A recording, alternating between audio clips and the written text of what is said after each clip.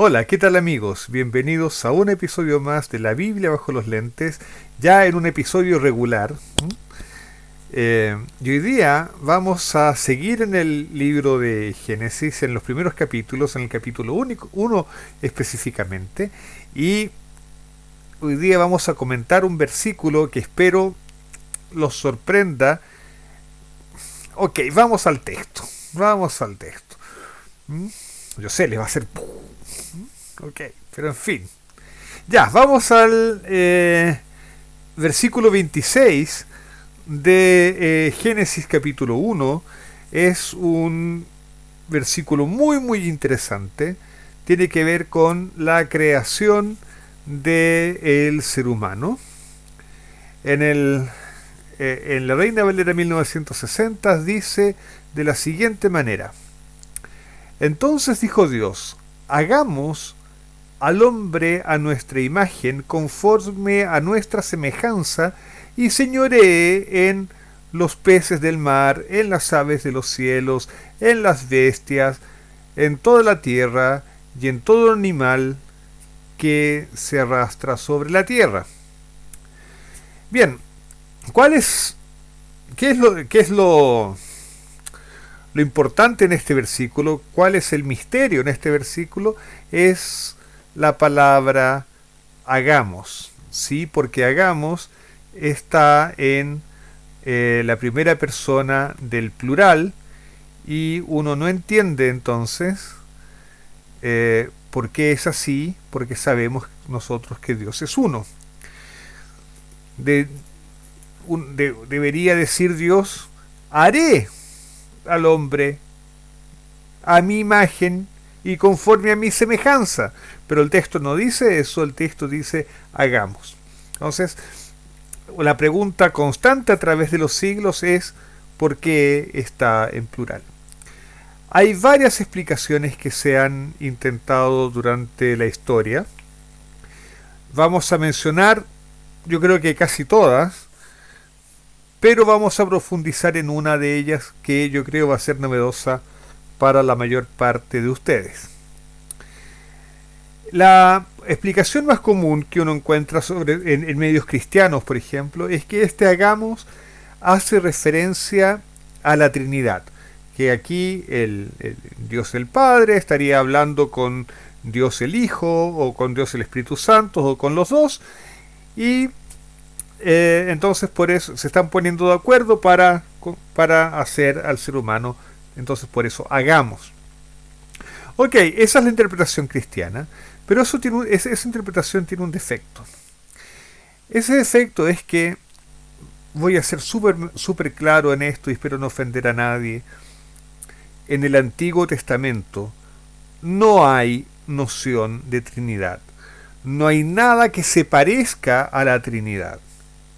El Antiguo Testamento tiene una noción de Dios que se conforma al monoteísmo estricto y no hay nada que siquiera huela a Trinidad. Entonces, lo que hace el cristianismo en este versículo es transportar una idea que va a comenzar a insinuarse en el Nuevo Testamento, pero que va a ser desarrollada posteriormente. La historia cristiana se va a fijar en el siglo IV de la era cristiana. Y entonces estamos trayendo esa idea y la estamos leyendo, la estamos imponiendo en el texto. Entonces estamos leyendo el texto con ojos cristianos. Eso es lo que se hace. Y, ok, es una posibilidad, pero no es una posibilidad que surja directamente del texto. Estamos trayendo un concepto de otro lado para ponerlo en el texto. O sea, esa es una posibilidad. Otra posibilidad es la que trae la tradición judía, y es que Dios está hablando con los ángeles.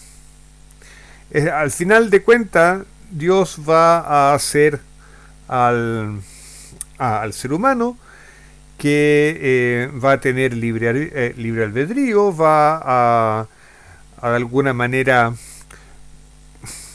les va a provocar de alguna manera celos a los ángeles. El ser humano es alguien muy especial, digamos, puede provocarle celos a los ángeles.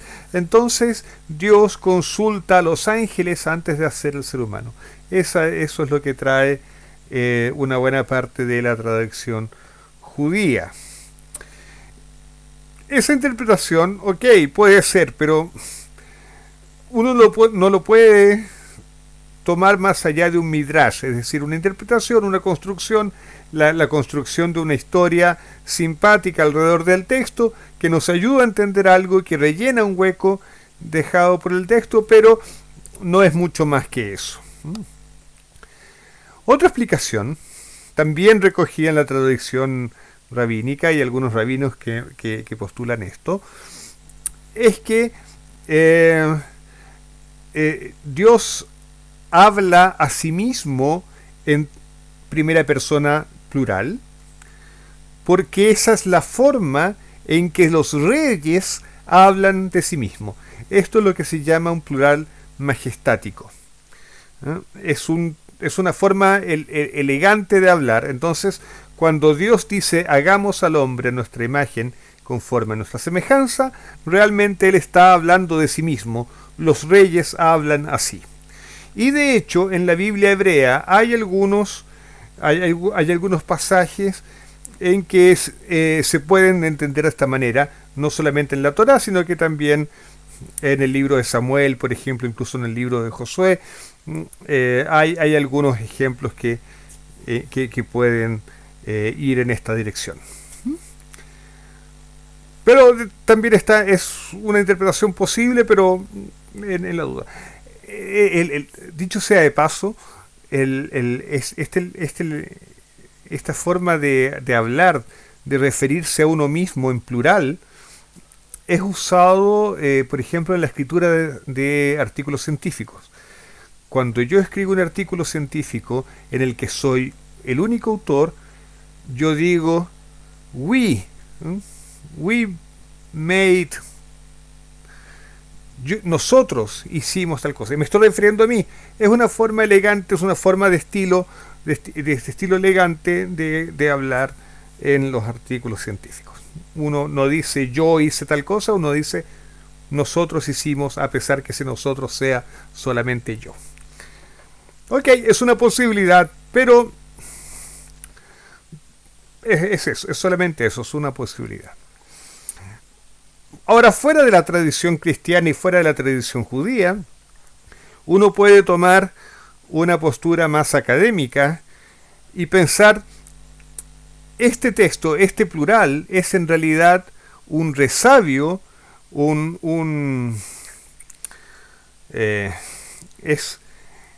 un detalle sobreviviente de aquella época en que los israelitas eran politeístas. Porque al final de cuentas, las historias que están en Génesis, la historia de Génesis 1, por ejemplo, están emparentadas con historias similares de los sumerios, que eran politeístas, y son en realidad, en gran medida, historias sumerias monoteizadas, o sea, adaptadas al monoteísmo judaico, pero aquí al escritor se le pasó, aquí hay en este plural, en la historia original, en los textos sumerios, en las historias sumerias, debe haber sido que el consejo de los dioses que estaba planeando la creación del hombre y sobrevivió en el texto definitivo por algún motivo. Esa es otra explicación, una explicación más académica, pero que a nosotros no nos satisface demasiado. Hay otra interpretación, ¿sí? Y es la interpretación a la que me voy a dedicar hoy día, que yo la escuché de un pastor adventista que es doctor en letras, doctor en lingüística, y él hizo su tesis doctoral analizando la relación entre el ser humano y la tierra en los relatos de creación de Génesis. Y a pesar que él se dedicó mucho más a Génesis 2, también toca este pasaje en Génesis 1, y alguna vez conversando con él contó la siguiente interpretación. Para entender este pasaje, tenemos que leer un poco más arriba, tenemos que empezar nuestra lectura en el versículo 24. Entonces vamos a leer del versículo 24 al 26. Y ahí vamos a explicar cómo es la interpretación. El versículo 24 de Génesis 1 dice: Luego dijo Dios: Produzca la tierra seres vivientes según su género, bestias y serpientes y animales de la tierra según su especie. Y fue así. E hizo Dios animales de la tierra según su género, y ganado según su especie, y todo animal que se arrastra sobre la tierra según su especie, y vio Dios que era bueno. Entonces Dios dijo: Hagamos al hombre a nuestra imagen, conforme a nuestra semejanza, y señoree en los peces del mar, en las aves de los cielos, en las bestias de toda la tierra, y en todo animal que se arrastra sobre la tierra.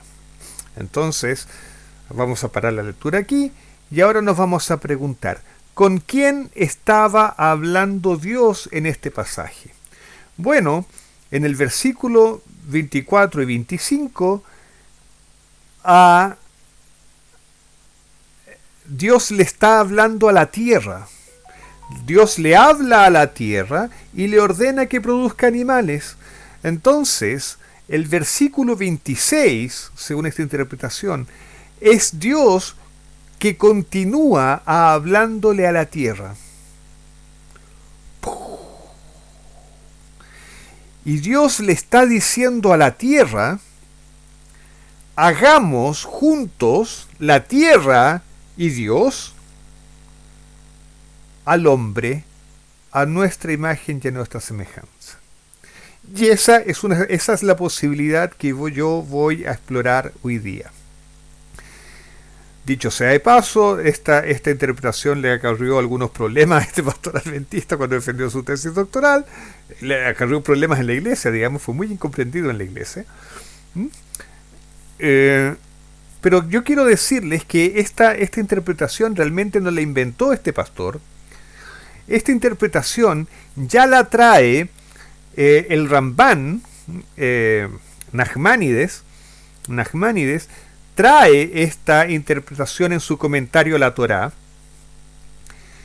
Nachmanides es como del año 1100, algo así. Y él dice que esta interpretación es aún más antigua y se la atribuye al rabino Yosef Kimshi, que es yo diría algo así como un siglo anterior a Nachmanides. Por lo tanto, esta es una interpretación que tiene algo así como 1000 años, tiene 900 años o 1000 años, algunas cosas así. Y está enraizada también en la tradición judía. Ok, entonces ya que establecimos que esto es una interpretación seria, que no solamente se le ocurrió a un pastor haciendo su tesis doctoral, sino que es una interpretación enraizada en una tradición, en la tradición judía, vamos a tratar de entender qué está pasando. Entonces, ¿qué está pasando? Lo que está pasando es que uno no se da cuenta, pero en Génesis hay dos tipos de creaciones por parte de Dios. Hay creaciones directas y hay creaciones indirectas. Las creaciones directas de Dios son solamente tres. En tres contextos se usa en relación a Dios el verbo crear.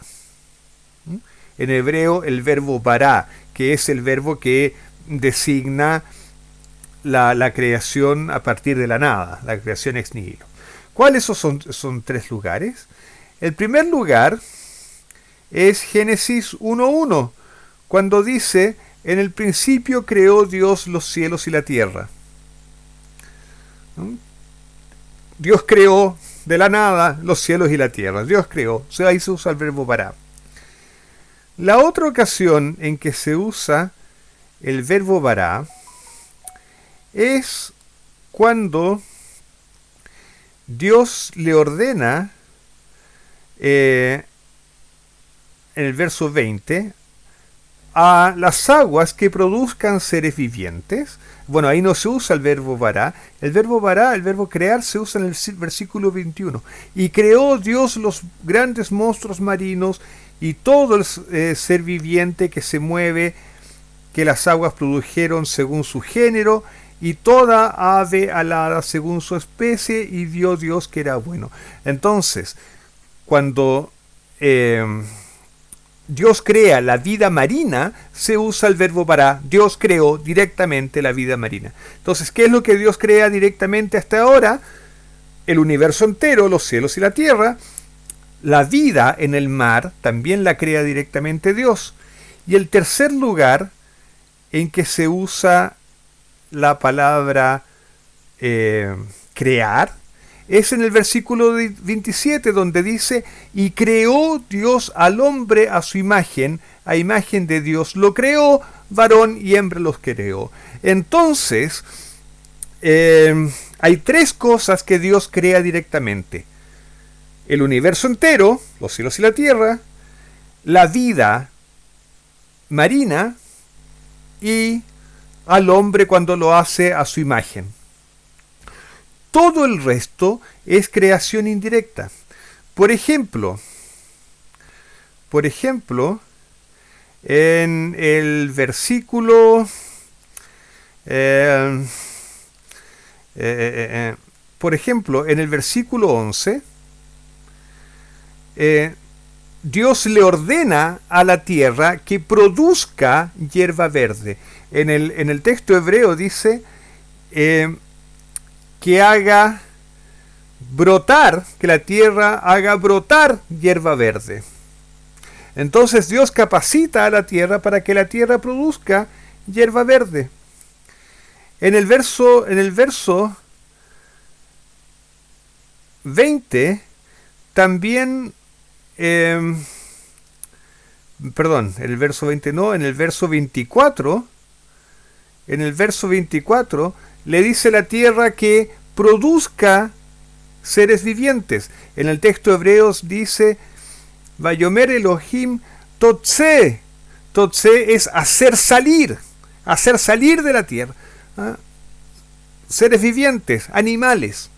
Entonces, según el texto bíblico, los animales no fueron creados directamente por Dios, sino que Dios le ordena a la tierra que los haga surgir, que los saque, que los haga... ¿Qué es eso? Que los haga... Es una creación indirecta. Pero, cuando llega al hombre, cuando llega el verso 26, le dice, supuestamente a la tierra, según la interpretación que estamos siguiendo, le dice, hagamos, le dice a la tierra, hagamos al ser humano, porque la Reina Valera dice al hombre, pero el hebreo dice Adam, y Adam realmente es la humanidad. Hagamos al humano, y fíjense cómo dice, a nuestra imagen, conforme a nuestra semejanza. Entonces aquí hay dos factores. Dice, hagamos la tierra y Dios, hagamos al hombre a nuestra imagen, una cosa, y a nuestra semejanza, otra cosa. Sin embargo, el verso 27 dice, y creó Dios al hombre, de nuevo al Adán, al ser humano, lo crea a su imagen. Y aquí en este versículo no aparece la palabra semejanza. ¿Por qué? Porque lo que Dios crea de manera especial es la imagen de Dios en el hombre. Esa es una creación especial. Pero la semejanza probablemente no se refiere a Dios, sino que se refiere a la tierra. De hecho, el ser humano en hebreo se llama Adam y la tierra se llama Adamá. El hombre está relacionado, la palabra humano está relacionada con la palabra tierra. El ser humano es un ser ligado a la tierra, de alguna manera hecho a la semejanza de la tierra, pero hecho a imagen de Dios. Ahora bien, la tierra no es capaz de crear, la tierra es capaz de hacer surgir en una creación indirecta. Y en ese sentido, el ser humano es formado, es hecho, surge como todos los animales, surge de la tierra, como todos los animales, como está escrito en los versículos 24 y 25, que vamos a repasar. Yo no sé, a lo mejor esto está muy confuso, pero vamos a ir tratando de aclarar. Vean bien, miren lo que dice: produzca la tierra seres vivientes, según su género, bestias y serpientes y animales de la tierra según su especie, y así fue. E hizo Dios animales de la tierra según su género. Fíjense, los animales fueron hechos, no creados. ¿Y por qué fueron hechos? Porque fue la tierra las que los hizo surgir, los que los hizo salir, a través de la orden de Dios. Ahora bien,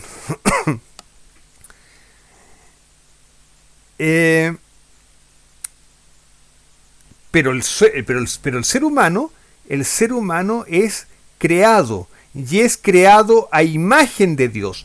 No es creado a semejanza de Dios, es creado a imagen. La semejanza que está descrita en el versículo 26 no está relacionada en el versículo 27 con Dios, solamente la imagen. Entonces ahora vamos a entender. Por un lado, en el ser humano confluyen dos naturalezas. Confluye una naturaleza terrestre, un origen terrestre. El ser humano es hecho desde la tierra como todos los animales. Y de hecho nosotros compartimos una naturaleza animal, compartimos una naturaleza biológica que es exactamente igual a la de los animales. Exactamente igual. Nuestra estructura biológica es como la de los demás mamíferos. Funcionamos como ellos. Y en ese sentido estamos emparentados con los animales y con la tierra. Somos Adam, somos terráqueos, somos terrestres, somos hechos para este mundo material. Pero, a diferencia de los animales, Dios crea algo en nosotros.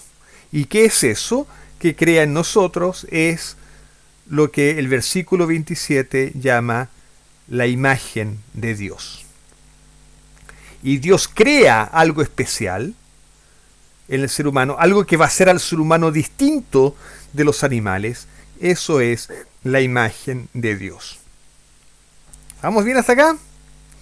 Entonces el ser humano tiene dos naturalezas, una naturaleza biológica, animal, terrestre, y una naturaleza divina, celestial, creada especialmente por Dios y puesta en el ser humano, haciendo al ser humano algo distinto de los animales. Y entonces el ser humano es aquello que une en sí mismo a la tierra y al cielo.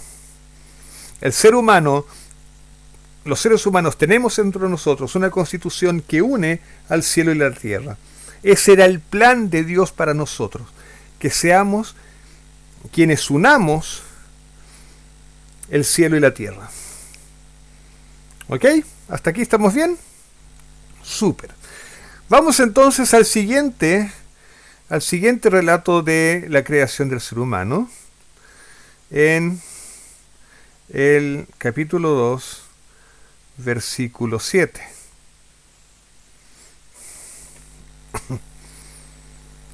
Y dice así: entonces Jehová Dios formó al hombre, al ser humano, del polvo de la tierra. El hebreo no dice del polvo de la tierra, el hebreo dice polvo de la tierra. Entonces vamos a tratar de ser fiel al hebreo y vamos a decir así. Entonces Jehová Dios formó al hombre polvo de la tierra y sopló en su nariz aliento de vida. El hebreo dice Nishmat Hayam. Nishmat Hayam. Nishmat tiene que ver con Neshama. Acuérdense de esa palabra, Neshama. Entonces sopló en su nariz aliento de vida, Neshama de vida, y fue el hombre un ser viviente. Fíjense qué cosa interesante. El hombre es llamado un ser viviente, y en Génesis 1 los animales habían sido llamados seres vivientes. Entonces, efectivamente, el ser humano es un ser viviente como los animales. Pero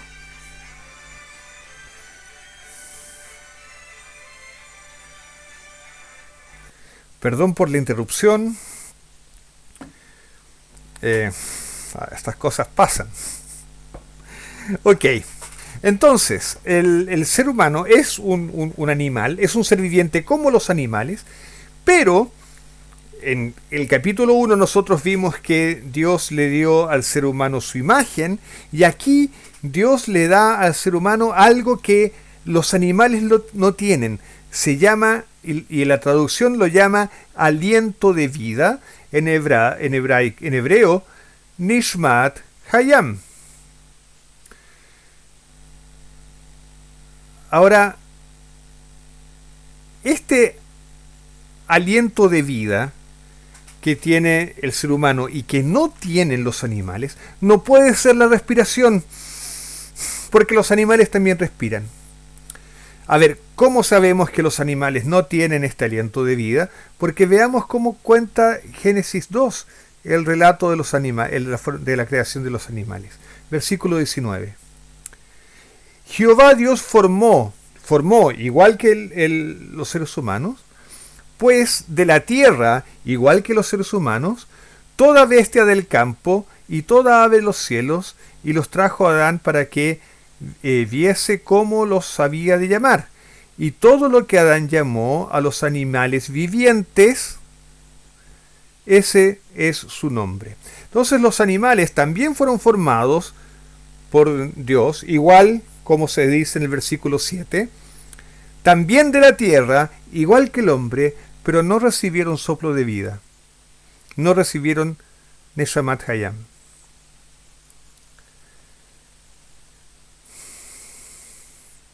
Notable.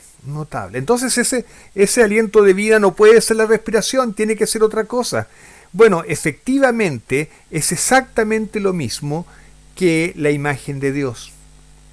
Es exactamente lo mismo que la imagen de Dios. Ahora bien, ¿por qué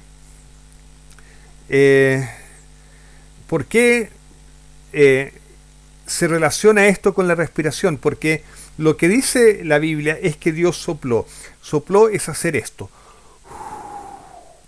Soplar es sacar aire que estaba en los pulmones, o sea, en mi caso, que estaba en mi interior, lo saco al exterior.